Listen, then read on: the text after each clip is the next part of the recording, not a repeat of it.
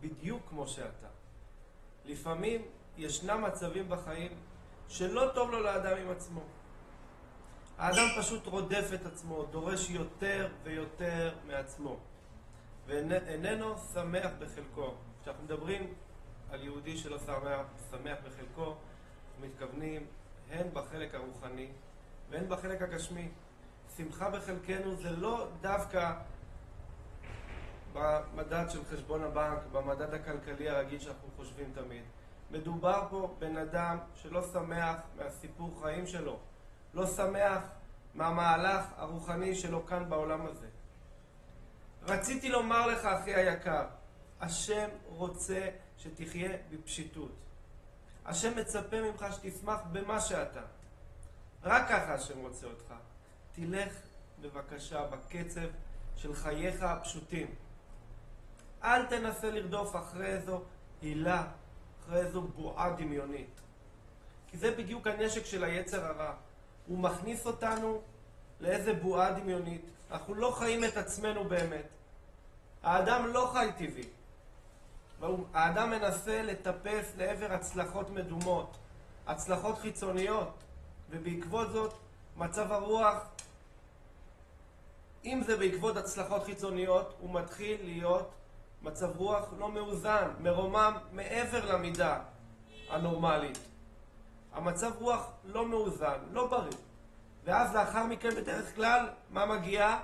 מגיעה נפילה. אחרי מצב רוח לא מאוזן, גבוה מדי, מגיעה התרסקות. התרסקות אבל לאיפה? לתוך מעמקים של דיכאון, לתוך מעמקים של מראה שחורה. לכן העצה הראשונית, פשוט, אחי אהובי, תהיה מה שאתה. תאהב את עצמך. כי ככה בדיוק השם יצר אותך, בהשגחתו הפרטית, השגחה כל כך נפלאה, כל כך רחומה. אחי אהובי, היום הזה אתה מתחיל בעזרת השם למלות את שליחותך המיוחדת. לא משנה מה היה עד היום. בטח עולות לך מחשבות. אבל איך אני יכול להתחיל מחדש? אני יודע בדיוק על איזה תיק אני יושב. לא משנה אם הצלחת עד היום או לא. היום הזה אתה מתחיל לחיות את חייך מחדש. כי אם השם יתברך נתן לך חיים, ואתה מסתובב בעולמו, ודאי ישנה סיבה טובה לכך. ודאי נשאר לך עוד מה לעשות. יש לך כוחות נפש לקום מחדש, להגיד היום אני מתחיל לחיות את החיים על באמת, לא לחיות כל מיני סטיגמות, כל מיני מדדי הצלחה מדומים.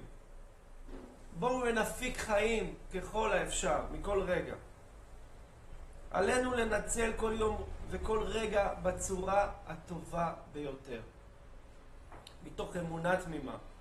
כי אין מעצור להשם מלהושיע, כי כל מעשה של יהודי הוא יקר מאוד בעיני השם יתברך.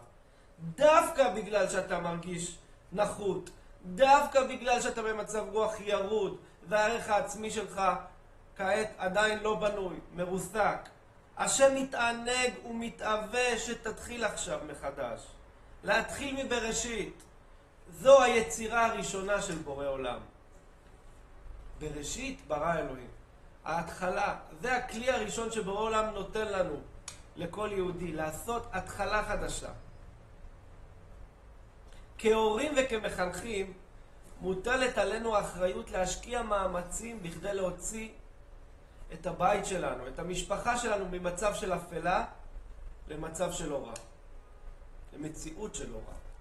כאשר יש קונפליקט בבית עם הילדים, עלינו לזכור כי השם יתברך ברא את האדם בצלמו ובדמותו. הילדים שלנו זה לא איזה עודפי יצור, זה לא חלקים פגומים חס ושלום. כל ילד הינו יציר כפיו של הבורא יתברך, ולכל ילד ישנו ייעוד מיוחד, תפקיד אישי, שרק הוא יוכל לעשותו על הצד הטוב ביותר. לכן גם אם אתה אבא יקר, אמא יקרה, מרגישים ייאוש אחרי שנים של התמודדויות בחינוך הילדים עם הילד, אתם לא מצליחים לחוות עם הילד שלכם איזו הצלחה משמעותית. אין בבית חדוות יצירה. גם אם הצלחתם חס ושלום להשתכנע בתוככם שהבן שלכם חסר יכולת למלות את תפקידו, עדיין לא הכרנו את המועד. אף פעם לא מאוחר, אחים יקרים. כי היום הזה אנחנו מתחילים לחיות. היום הזה אנחנו נמלא את שליחותנו המיוחדת בחינוך הילדים. לא משנה מה היה עד היום, אם הצלחנו או לא. היום מתחילים ליצור בבית אווירה חיובית, אווירה בריאה, בלי מתחים, בלי לחצים.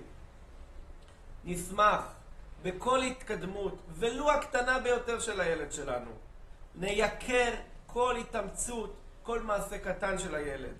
כי דווקא אותו קטע תפילה בסידור, שהילד סוף סוף חווה אותו בהרגשה נעימה, בתחושה חיובית, הוא אותו קטע קטן בסידור, או אפילו שורה בודדת, יכולה להיות שורש בריא ויציב, התניה חיובית, שבעתיד בעזרת השם תצמיח שורשים רוחניים פוריים לנו וילדינו.